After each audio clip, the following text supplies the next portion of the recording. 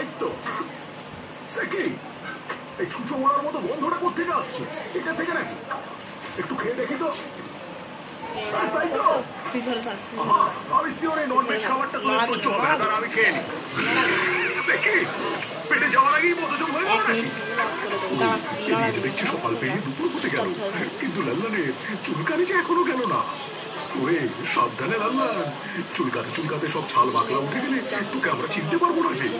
আহা আরে করলামটাকে আমি আই পচা খাবার খেয়েছিস? হ্যাঁ, এক্ষুনি গিয়ে ব্রাশ কর।